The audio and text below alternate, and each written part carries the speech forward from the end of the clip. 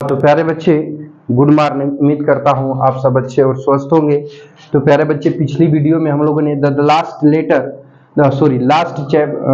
Lesson नामक जो कि चैप्टर है, जो कि अल्फोंस डॉडेट द्वारा रचित है, इसका 1 से मतलब फ्रॉम 1 to 5 तक इसके हिंदी में व्याख्या को और अर्थ को देख चुके थे। ठीक है, अब हम लोग छठे पैसेज से बातचीत को आगे की तरफ बढ़ाएंगे। ठीक है प्यारे बच्चे, तो देखिए छठा पैसेज में ध्यान दीजिएगा। Poor man, it was in honour of this last lesson. देखिए लास्ट लेसन मतलब अंतिम पाठ, ओनर मतलब सम्मान में। ठीक है, तो बेचारा आदमी इसी अंतिम पाठ के सम्मान में that he had put on his fine Sunday clothes. ठीक है, उन्होंने रविवारी सुंदर कपड़े पहने हुए थे अथवा पहन कर आए हुए थे। And or now of I understood why the old man of the village were sitting there in the back of the room। यही कारण है कि अथवा अब मैं समझ गया था कि गांव के बुजुर्ग लोग आकर कमरे में पीछे डेस्क पर क्यों बैठे हुए थे। आगे कह रहा है बाबू कि इट वाज बिकॉज, यह था क्योंकि दे वर सॉरी, वे सब दुखी थे। To that they had not gone to school more, क्योंकि उन्हें भी दुख था कि वे और ज्यादा स्कूल नहीं गए थे। ठीक है, और प्यारे बच्चे, और ये वृद्धावस्था की पढ़ाई का भी विशेष स्कीम चलती है, क्योंकि इंडिया में तो चलता नहीं है लेकिन बाकी अन्य कंट्री में ये सिस्टम है, रूल है कि जो है कि व्यक्ति जो है अगर चाहे तो बुढ़ापे में भी पढ़ाई कर सकता है। देखिए फिर आगे कह रहा है कि It was their way to thanking our master for his 40 years of faithful service। Service माने सेवा, फेथफुल मतलब वफादारी, थैंकिंग मतलब धन्यवाद देना। ठीक है, तो कह रहा है कि हमारे अध्यापक की 40 वर्ष की निष्ठापूर्वक सेवा के लिए धन्यवाद देने का उनका अपना एक अलग और व्यक्तिगत तरीका था। And of showing their respect for the country that was their no more. कह रहा है कि जो देश अब उनका नहीं रहा था, उस देश को सम्मान प्रदर्शित करने का यह उनका अपना तरीका था। ठीक है, तो देखिए ये तो पैसेज में क्या था, ध्यान समझिएगा। तो कह रहा है कि बेचारा जो अध्यापक गुरु जी थे, ठीक है, उस अंतिम पाठ के सम्मान में रविवारी यानी सुंदर कपड़े पहनकर आए हुए थे। ठीक है, और जैसे ही इतनी चीजों को देखता है तब लेखक को समझ में आ जाता है कि क्या रीजन था कि जिसकी वजह से गांव के बुजुर्ग लोग उस कक्ष के पिछले डेस्कों पर आकर बैठे हुए थे। ठीक है, इसलिए वे ज्यादा दुखी थे क्योंकि अब इससे अधिक वो स्कूल नहीं जा सकते थे। ठीक है, अब फिर जो है बाबू की अब चूंकि जो अध्यापक एम हैमल थे इस स्कूल में पिछले 40 वर्षों से सेवा किए थे, इसलिए उन लोगों को उस अध्यापक के सेवानिवृत्त होने के सम्मान में उनके साथ दुख प्रकट करने और सम्मान करने का उनका यह अपना तरीका था, क्योंकि उस दिन वो अपने देश को अर्थात अपने दुनिया यानी अपने विद्यालय को छोड़कर जा रहे थे। ठीक है प्यारे बच्चे, तो ये तो हो गया कहानी नुमा पैसेज के बारे में। अब चलते हैं 7वें में। तो देखिए कर 7वें, while I was thinking of all this. ठीक है, जब मैं इन सब बातों के बारे में सोच रहा था, I heard my name called, मैं अपना नाम पुकारा जाते हुए सुना। It was my turn to recite. देखिए टर्न माने बारी, रिसाइट मतलब बोलना, तो अब बोलने की मेरी अपनी बारी थी। करा बाबू की what would I not have given to be able to say that dreadful rule of for the participle all through. ठीक है, ड्रेडफुल मतलब होता है भयानक। ठीक है, बिना किसी गलती के पार्टिसिपल के भयानक नियमों को जोर जोर से और स्पष्ट सुनाने में असमर्थ होने के लिए मैं क्या कुछ करने को तैयार नहीं था। बट आई गाट, ध्यान दीजिएगा, but I got mixed up on the first words and stood there. पर मैं पार्टिसिपल का पहला शब्द ही नहीं बता सका, पहला शब्द बताने में ही उलझ गया और डेस्क को पकड़कर खड़ा रह गया। कर रहा है कि holding on to my desk my heart beating and not daring to look up. Beating मतलब होता है धड़कना, हार्ट माने हृदय, डेयरिंग मतलब हिम्मत। ठीक है, अर्थात मैं मेज पकड़कर खड़ा हो गया, मेरा दिल धड़क रहा था और मुझ में ऊपर देखने की मेरे पास हिम्मत नहीं थी कि मैं ऊपर की तरफ देख सकूं। ठीक है, तो अब कहता है बाबू की कहानी मत सुन लीजिए इस पैसेज के बारे में। कह रहा कि जब मैं इन सब सारी चीजों के ही बारे में सोच रहा था कि तब तक मैं अपना नाम पुकारा जाते हुए सुना। अब उसमें वो अध्यापक की आवाज थी, ठीक है, और अब की बार मेरी बारी थी कि जब मैं पार्टिसिपल के ऊपर जोर जोर से पूरा स्पष्ट बोलकर सभी बच्चों को सुनाऊं। समझ आ रही है बात?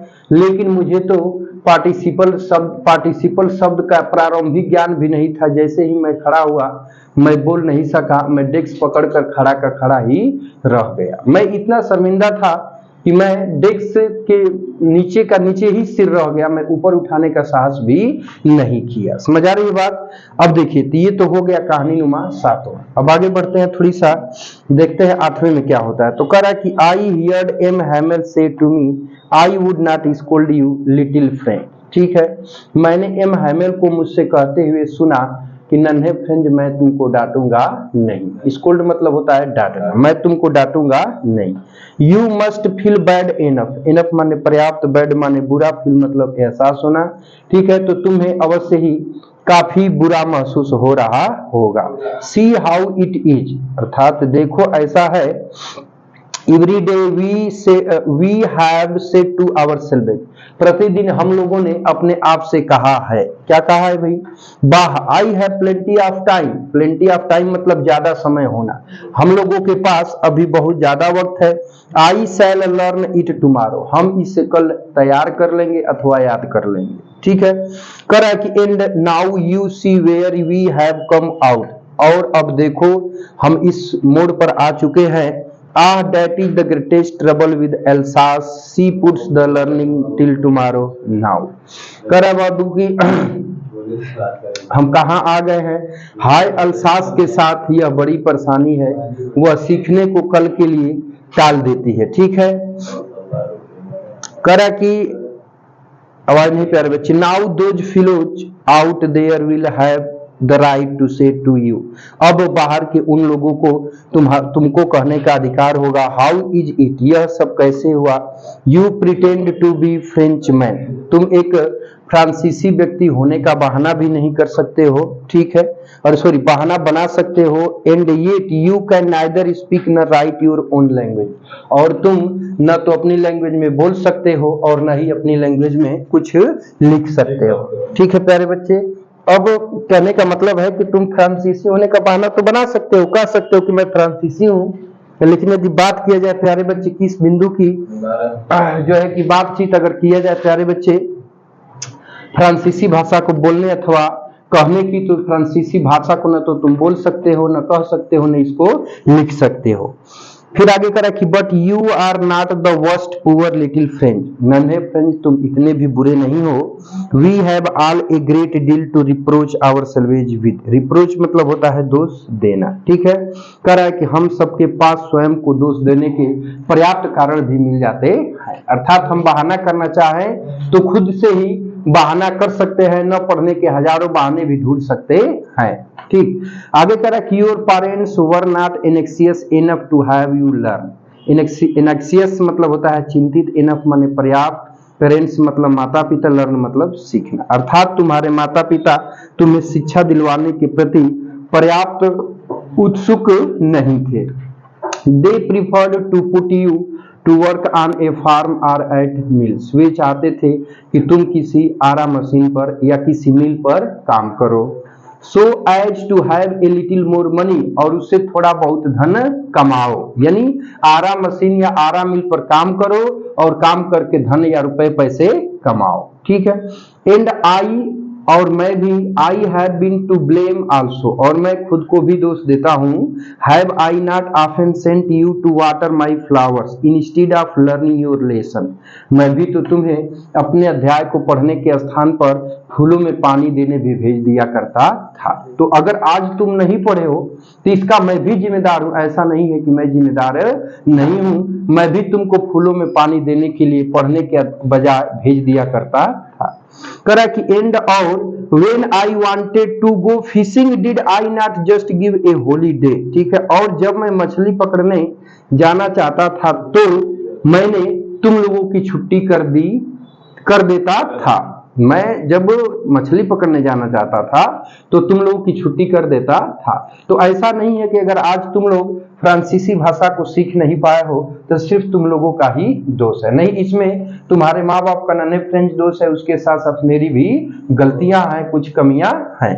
तो देखिए इस पैसेज में क्या था, जैसे ही नन्हा फ्रेंच इन सब चीजों के बारे में बोलते हुए लोगों को सुनता है, ठीक है, तब तक जो है कि आवाज उसको सुनाई देती है कि नहीं नन्हे फ्रेंच, मैं तुमको डांटूंगा नहीं।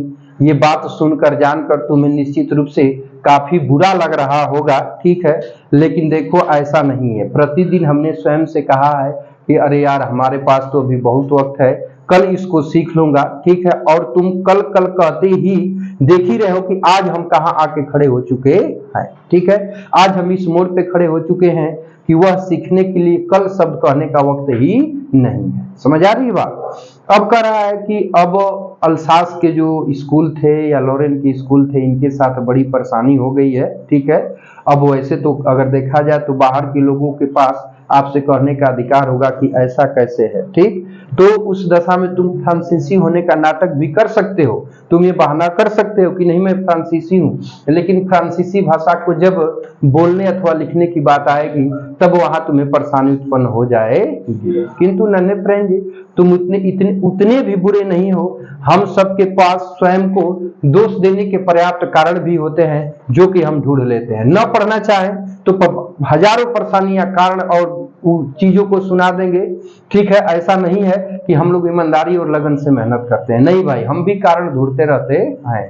दयानंद जी, समझ में आ रही है बात। अब देखिए फिर कह रहा है कि अगर जहां तक प्रश्न तुम्हारा है नन्हे फ्रेंच, तो देखो तुम्हारे माता पिता तुम्हें शिक्षा दिलवाने के प्रति बहुत ज्यादा उत्सुक नहीं थे। वे चाहते थे कि तुम एक आराम मिल में अथवा एक मशीन में काम करो और काम करके पैसे का उपार्जन करो और उन पैसों से घर गृहस्थी का काम चलाओ, ठीक है। और ऐसा नहीं है, तुम अगर आज पढ़ नहीं पाए हो फ्रांसीसी भाषा को तो इसके प्रति मैं भी कुछ दोषी हूँ, क्योंकि जो है कि प्यारे बच्चे ऐसा कभी नहीं हुआ। मैं भी जब कभी भी जो है कि प्यारे बच्चे तुम्हारे पाठ पढ़ने के बजाय बल्कि फूलों में और जो पेड़ पौधे थे उनमें पानी देने के लिए भेज दिया करता था, और उसके साथ साथ जब कभी भी मैं मछली पकड़ने जाना चाहता था तो तुम लोगों की छुट्टी कर दिया करता था। तो ऐसा नहीं है कि इसके पीछे मैं ही सिर्फ उत्तरदायी हूँ या तुम ही हो, नहीं, हम सभी की जो है कि गलतियां हैं जिसकी वजह से आज ये स्थिति उत्पन्न हुई है। हाँ तो प्यारे बच्चे ध्यान दीजिएगा, बातचीत को आगे बढ़ाते हुए अब हम लोग चलते हैं पैसेज नंबर 9 में। बात मत करिए लड़के, बात मत करो। Then from one thing to another, फिर एक के बाद दूसरी बात करते हुए M Hamel went on to talk to the French language. फिर इसके बाद एम हैमेल फ्रांसीसी भाषा के बारे में बात करते रहे। सेइंग दैट, कहते हुए कि it was the most beautiful language in the world, यह संसार की सबसे सुंदर भाषा है। द क्लियरेस्ट, सर्वाधिक स्पष्ट। द मोस्ट लॉजिकल, सर्वाधिक तर्क संगत। That we must guard it among us and never forget it, कर और यह कि इसे हमें अपने बीच सुरक्षित रखना है और उसे कभी भी भूलना नहीं है। बिकॉज, क्योंकि when a people are enslaved, enslaved मतलब होता है गुलाम बनना, क्योंकि किसी भी देश के लोग जब गुलाम बनते हैं, as long as they hold fast to their language it is as if they had to their prison. कह रहा है कि जब किसी भी देश के लोग गुलाम होते हैं तो जब तक वे अपनी भाषा से मजबूती से बंधे रहते हैं तो यह ऐसा ही है मानो उनकी जेल की चाबी उनके पास ही हो। देन, तब ही ओपेंड ए ग्रामर, तब वो व्याकरण का एक अध्याय खोलते हैं। And read us our lesson, और हमारे अध्याय को हमें पढ़ाते हैं। आई वॉज अमेज्ड, मैं आश्चर्यचकित था। To see how well I understood, कि यह पाठ मुझे कितना बेहतरीन तरीके से समझ में आ रहा था। मतलब मुझे हैरानी थी कि इससे पहले इतना बेहतरीन तरीके से समझ में नहीं आया और आज इतना ये बेहतरीन तरीके से क्यों समझ में आ रहा है। आगे कह रहा है कि all he said seemed so easy I think to that I had never listened so careful। ध्यान दीजिए, कह रहा है बाबू कि मैं भी यह सोचता हूं कि ठीक है या मैं यह देखकर चकित था कि मुझे यह कितनी अच्छी तरह समझ में आ रहा था। उन्होंने जो कुछ कहा वह बहुत ही सरल यानी बहुत ही काफी आसान लगा था। करा कि and that he had never explained everything so much patience. करा बाबू की मैं यह भी सोचता हूं कि मैंने कभी इतना ध्यान से क्यों नहीं सुना और उन्होंने हर चीज को धैर्यपूर्वक इतना मतलब कि आसानी से इतना बेहतरीन तरीके से कभी भी उसकी व्याख्या नहीं की थी। ठीक है प्यारे बच्चे, अर्थात इससे पहले जितना मुझे आसानी से समझ में आ रहा था उतना आसानी से इससे पहले मुझे कभी समझ में नहीं आया। और उसके साथ साथ दूसरी बात ये भी थी कि जो अध्यापक एम हेमल थे जितना धैर्यपूर्वक आज पढ़ा रहे थे इतना धैर्यपूर्वक पहले कभी पढ़ाए नहीं थे। इस बात को सोचकर अथवा इसके बारे में जानकर मैं बहुत ही हैरान था, ये बात थी। ठीक है प्यारे बच्चे, अब देखिए अब आगे कह रहा है कि it seemed almost as if the poor man wanted to give us all he knew before going away. ऐसा लगता था मानो जैसे जाने से पहले वह बूढ़ा व्यक्ति या वह बेचारा अध्यापक हमें सारा ज्ञान दे देना चाहता था। And put it all into our heads at one stroke. कह रहा है कि एक ही बार में हमारी दिमाग में पूरे नॉलेज को डाल देना चाहता था। ठीक है प्यारे बच्चे, अब देखिए तो इसमें कह रहा है कि एक के बाद एक दूसरी बात करते हुए एम हैमेल जो है कि अब बातचीत जो है फ्रांसीसी भाषा के बारे में शुरू कर देते हैं और यह कहते हुए कि यह संसार की सबसे सुंदर भाषा है, सर्वाधिक स्पष्ट है और सबसे अधिक तर्क संगत भाषा है।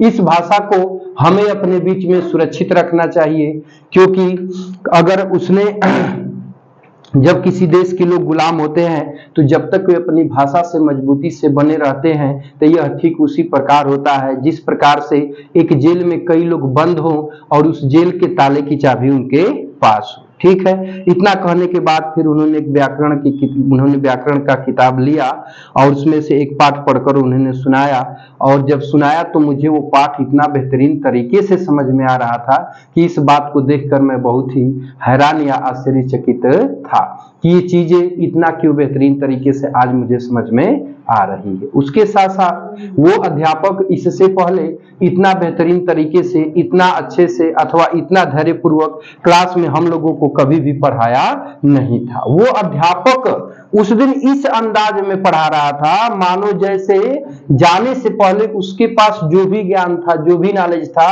सारा ज्ञान अथवा नॉलेज हम लोगों के दिमाग में डाल देना चाहता था। ठीक है, तो इतनी बातों का वर्णन पैसेज नंबर 9 में किया था। अब हम लोग आगे बढ़ते हैं, चलते हैं पैसेज नंबर 10 में। तो ध्यानपूर्वक सुनने की कोशिश कीजिएगा। ठीक है, ओ बच्चा मोहित क्यों आया, थप्पड़ खाओगे, समझ गया। आफ्टर द ग्रामर अर्थात व्याकरण के बाद we had a lesson in writing, हमारा लेखन का पाठ हुआ।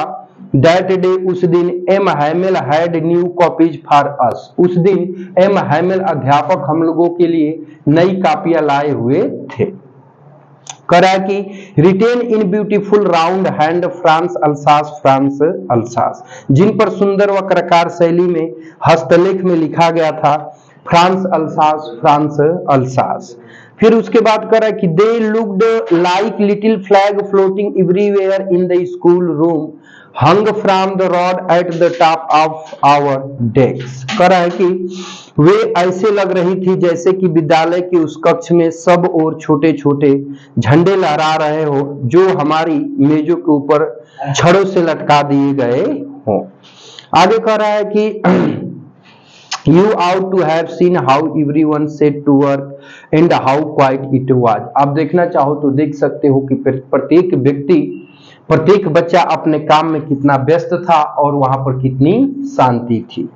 कह रहा है कि the only sound was the scratching of the pens over the paper. Scratching मतलब रगड़, अगर कहीं से कोई आवाज आ रही थी तो सिर्फ पन्ने के ऊपर पेंसिलों अथवा कलमों के रगड़ की ही आवाज आ रही थी। ठीक है, आगे कह रहा है कि once some beetles flew in, कुछ तितलियां उड़कर अंदर आ गई थी। but nobody paid any attention to them, paid मतलब देना, attention मतलब ध्यान, परंतु कोई भी व्यक्ति उन पर ध्यान नहीं दिया। not even the littlest ones, यहाँ तक कि छोटे बच्चों ने भी उन तितलियों के ऊपर ध्यान नहीं दिया। कह रहा है कि even who worked right on tracking their fish hooks, छोटे बच्चे भी मछलियों के कांटों को बनाने में व्यस्त थे। करा कि एज इफ, मानो जैसे, डेट वाज फ्रेंच टू, मानो जैसे वे भी फ्रांसीसी भाषा को सीख रहे थे। On the roof the pigeons cooed very low, करा है कि और कक्षा कक्ष के छत के ऊपर कबूतरें गुटरगू कर रही थी। And I thought to myself, मैंने मन ही मन सोचा कि will they make them sing in German even the pigeons, क्या वे इन्हें भी जर्मन भाषा में गाने के लिए मजबूर करेंगे। अर्थात इतना ऐसा माहौल रुख बन चुका था, ऐसा लगता था कि अध्यापक आज कबूतरों को भी फ्रांसीसी भाषा सिखा देंगे। ठीक है, तो अब समझ लीजिए थोड़ा सा इसको, कहानी नुमा 10वें पैसेज को। तो देखिए इसमें क्या हुआ कि व्याकरण का पाठ समाप्त होने के बाद उस दिन एम हैमेल जो थे बच्चों के लिए नई नई कापियां लाए हुए थे। ठीक है, नई नई कापियां लाए हुए थे जिन पर की सुंदर वक्राकार शैली में हस्तलिखित लिखा हुआ था फ्रांस अल्सास, फ्रांस अल्सास। वे ऐसे लग रही थी जैसे कि विद्यालय के उस कक्ष के सब और छोटे छोटे झंडे लहरा रहे हों जो हमारी मेजों के ऊपर छड़ों में बांध कर लटका दिए गए हों।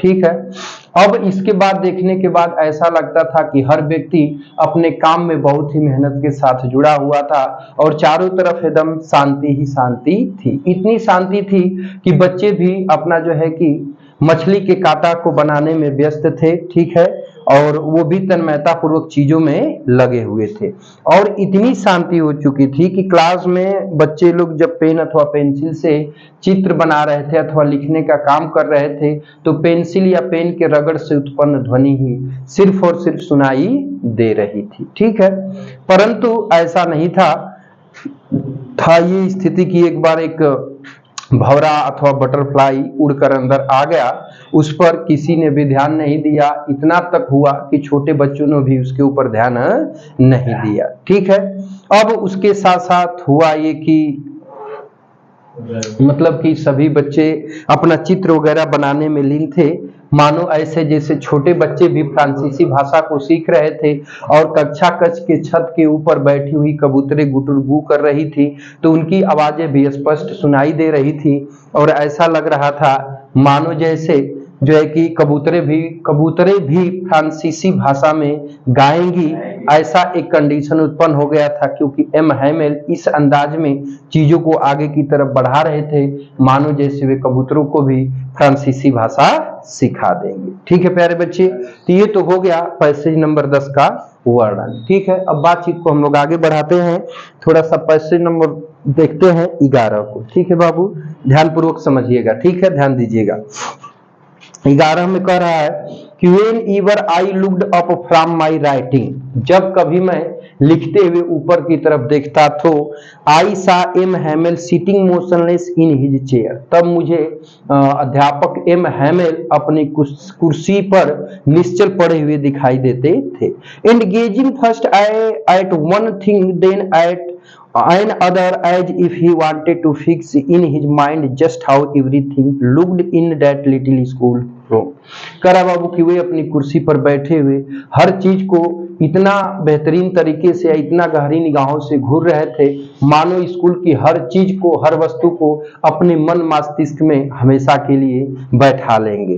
करा फॉर फैंसी मतलब for 40 years he had been there in the same place। कल्पना करिए क्योंकि वह अध्यापक उस स्कूल में 40 वर्षों से रह रहा था। आगे कह रहा है कि with his garden outside window, खिड़की के बाहर बगीचा था, and his class in front of him, और कक्षा उसके सामने थी, just like that, सब इसी तरह से था। only the desks and benches had been worn smooth मतलब चिकना हो जाना, तो केवल डेस्क और ब्रेंच ही चिकना हो चुके थे। the walnut trees in the garden were taller, और कह रहा बाबू की जो अखरोट के पेड़ थे वो बगीचे में पहले से अधिक लंबे हो चुके थे। and the hopewine that he had planted himself twined wind about the window to the roof. और कह रहा है कि होप वाइन का पेड़ जो कि उन्होंने स्वयं अपने हाथों से लगाया था वो लंबी होकर खिड़कियों से होते हुए जो है कि हम लोग के कक्ष के छत तक पहुंच गई थी। परिवर्तन में इतना ही परिवर्तन हुआ था और भी कोई चीज बदली हुई नहीं थी। How it must have broken his heart to leave it at a poor man to hear his sister moving about in the room above packing their trunks for they must leave the country next day। ध्यान दीजिए, कह रहा कि इन सबको छोड़ने से और ऊपर छत पर सामान को अपने संदूकों में पैकिंग करते हुए अपनी बहन के चलने की आवाज सुनकर इस बेचारे अध्यापक का दिल टूट रहा था, क्योंकि अगले दिन ही उसे देश छोड़कर जाना था। अर्थात अब थोड़ा सा कहानी नुमा समझ लीजिए। कह रहा है कि जब कभी मैं लिखते हुए ऊपर की तरफ देखने का कोशिश करता था या देखता था तो एम हैमेल बेचारे निश्चल अपनी कुर्सी पर बैठे हुए दिखाई देते थे और ऐसे दिखाई देते थे, प्रत्येक वस्तु को इतना घूर कर देखते थे मानो जैसे स्कूल की प्रत्येक वस्तु को अपने मन मस्तिष्क में सदा के लिए बैठा लेंगे। ठीक है, देखिए अब कह रहा है कि ऐसा क्यों था, तो क्योंकि भाई 40 वर्षों से वो एक ही स्थान पर सेवा दे रहे थे और बाकी सारी चीजों से उनको लगाव हो चुका था। ठीक है, तो घूर कर देखने का मतलब कि खिड़की से बाहर उनका बगीचा था ही भाई। ठीक है, कक्षा उनके सामने थी, केवल मेज और कुर्सियां ही तो थे जो पहले की अपेक्षा घिसकर और भी चिकने हो गए थे। अब बगीचे में अखरोट के पेड़ थे तो पहले से कुछ लंबे हो गए थे।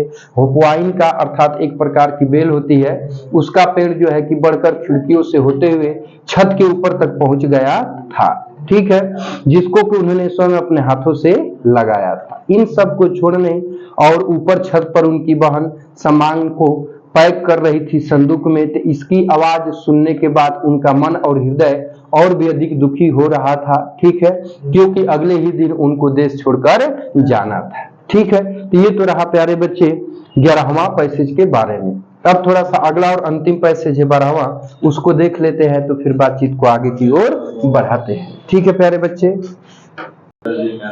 ध्यान दो बाबू, थोड़ा सा बातचीत को आगे बढ़ाते हैं। ठीक है, देखिए हाँ बताते हैं या बढ़ाते हैं। देखिए तो कह रहा है कि बट पैसेज नंबर 12 है, 12वां है कि but he had the courage to hear every lesson to the very last. कह रहा है कि परंतु उनमें हर पाठ को बिल्कुल अंत तक सुनने का साहस था। आफ्टर द राइटिंग मतलब कि लेखन के बाद, we had a lesson in history, हमारा इतिहास का पाठ हुआ। एंड और देन तब the baby chanted their ba baby bu bu. ठीक है, तब छोटे बच्चों ने जोर जोर से अपने बा बी बे बे बू शब्द बोले। बच्चे आवाज नहीं जी। Down there at the back of the room old Hauser had put on his spectacle. करा बाबू की कमरे के पिछले छोर पर बूढ़े हाउसर ने अपना चश्मा पहन लिया था। Holding his primer in both hands, और अपने दोनों हाथों में बाल पोथी को लिए हुए था। करा कि spelled the letters with him, जिसके अक्षर भी जो है कि धीरे धीरे धूमिल हो चुके थे। ठीक है, अब कह रहा है कि You could see that he too was crying, his voice trembled। आप देख सकते हैं कि वह भी चिल्ला रहा था और उसकी आवाज कांप रही थी और वह भावनात्मक हो चुका था। And it was so funny to hear him that we all wanted to laugh and cry। इतना सब कुछ देखने के बाद हम लोगों को कभी रोना आता था तो कभी हंसना आता था। How well I remember it that last lesson, अर्थात वो यह अंतिम पाठ मुझे कितनी अच्छी तरह से याद है। ठीक है, फिर आगे करा कि all at once the church clock struck 12, अचानक गिरजाघर की घड़ी ने 12 बजा दी। Then the Angelus at the same moment the trumpets of Prussian returning from drill sounded under our windows. करा कि तब एंजुलस नामक प्रार्थना की घंटी बजी और ठीक उसी क्षण पुरुषिया के सैनिक अपने अभ्यास से वापस आ रहे थे। करा कि जिनकी तुरही की आवाज को, returning from drill sounded under our windows, जिनकी तुरही की आवाज को खिड़कियों के नीचे सुना जा सकता था। M Hamel stood up, M Hamel उठकर खड़ा हुए। वेरी पाले इन हिज चेयर, अपने कुर्सी पर बहुत दुखी दिखाई दे रहे थे। आई नेवर सा हिम लुक सो टाल, मैंने उनको इतना अधिक दुखी दिखाई पहले कभी नहीं देखा था। करा कि माई फ्रेंड्स, मेरे मित्रों, सेड ही, उन्होंने कहा। I but something choked him, choked माने होता है अवरुद्ध होना। वे कुछ कहना चाहते थे परंतु उनका गला अवरुद्ध हो गया। He could not go on, वे आगे नहीं बोल सके। देन तब he turned to the blackboard, वे ब्लैक बोर्ड की तरफ मुड़े। टुक ए पीस ऑफ चाक, चाक का एक टुकड़ा लिया। एंड और bearing on with all his might, और जितना जोर से लिख सकते थे उतना जोर से। He wrote as long as he could, उन्होंने बोर्ड पर लिखा। जितना जोर से वे लिख सकते थे उतना जोर से उन्होंने बोर्ड पर लिखा। क्या लिखा? वाया ला फ्रांस, फ्रांस जिंदाबाद। देन तब he stopped and leaned his head against the wall, करा कि फिर वे रुक गए और अपना सिर दीवार के सहारे उन्होंने झुका लिया। एंड विदाउट ए वर्ड, और बिना किसी शब्द के, he made a gesture to us with his hand, हमारी तरफ अपना हाथ मतलब इशारा करते हुए उन्होंने कहा, स्कूल इज डिसमिस्ड, स्कूल समाप्त हो चुका है। यू मे गो, आप लोग जा सकते हैं। तो प्यारे बच्चे, यहीं पर कहानी जो है कि समाप्त हो जाती है। तो इस अंतिम पैसेज में क्या था, कहानी नुमा सुन लीजिए। तो उसमें हर पाठ को जो पढ़ाया जा रहा था उनमें सुनने का हर व्यक्ति के पास साहस था। और इसके लेखन के बाद इतिहास का पाठ हुआ। फिर छोटे बच्चों ने अपना शोर शराबा बाबी बेबू करते हुए बातचीत को आगे की ओर बढ़ाया। और डेस्कों के अंतिम छोर पर बूढ़ा हाउसर आया था जो कि अपना चश्मा वगैरह पहन लिया था, अपनी बालपोथी को अपने हाथों में उठा लिया था। और उसके साथ साथ वो भी भावनात्मक होने के कारण उसकी आवाजों में भी कंपन नजर आ रहा था। ठीक है, और सारी चीजें एकदम रहस्यमयी हो चुकी थी, क्योंकि वो माहौल या दृश्य देखने के बाद हंसना और रोना दोनों ही चीजें आ रही थी। अब अचानक चर्च की घंटी 12 बजा देती है और एंजुलस नामक प्रार्थना का समय हो जाता है। और ठीक उसी समय पुर्सिया के सैनिक प्यारे बच्चे अपना तुरही बजाते हुए अपने ड्रिल अभ्यास से वापस आ रहे थे, क्योंकि खिड़कियों से उनके तुरही की आवाज को सुना जा सकता था। इसके बाद एम हैमेल अपनी उसी कुर्सी से खड़े हुए और बहुत दुखी दिखाई दे रहे थे। मैंने उनको इतना दुखी या आत्मविश्वासी पहले कभी देखा नहीं था। अब वो एक चाक का टुकड़ा अपने हाथों में उठाते हैं और जितना जोर या बल के साथ वे लिख सकते हैं वे लिखते हैं बोर्ड पर, वाया ला फ्रांस, यानी फ्रांस जिंदाबाद। तब इसके बाद वो बैठते हैं। बैठने के बाद ठीक है, अपना सिर दीवार के सहारे झुका लेते हैं और बिना कोई शब्द बोले हुए हमारी तरफ संकेत करते हुए कह रहे हैं कि स्कूल समाप्त हो चुका है, आप जाना चाहो तो जा सकते हो। ठीक है प्यारे बच्चे, तो इस वीडियो में बस यही तक। अभी लास्ट लेसन नामक पाठ आप लोग का समाप्त हो जाता है। रही बात इसके प्रश्न उत्तर के प्रैक्टिस की, तो प्रश्न उत्तर कैसे लिखा जाता है इसको भी लिखना आप लोगों को हम बता देंगे, लेकिन अभी नहीं, थोड़ा सा टेंस या ट्रांसलेशन पोर्शन वगैरह में कुछ चीजें पढ़ा लें। तो देखिए, प्रश्न उत्तर याद नहीं किया जाता है। प्रश्न उत्तर प्यारे बच्चों याद करने की चीज नहीं होती है, रटने की चीज नहीं होती है, उसको लिखना सीखा जाता है कि कैसे लिखा जाए। अन्यथा कितने क्वेश्चन को आप याद करेंगे, कितने क्वेश्चन को रट करके लिख पाएंगे? नहीं, ये जरूरी तो नहीं है कि जितने प्रश्न दिया है उतने में से ही पूछे। हो सकता है कि स्टोरी के अंदर से कोई दूसरा प्रश्न भी पूछ सकता है, इसलिए कभी भी रटने की कोशिश न करिए, प्रश्न उत्तर को लिखने के ऊपर जोर दीजिए। और कुछ ही दिनों में प्रश्न उत्तर की प्रैक्टिस कराना शुरू करूंगा, तो एक एक चैप्टर का क्वेश्चन बोल बोल करके लिखवा करके अभ्यास करा दूंगा।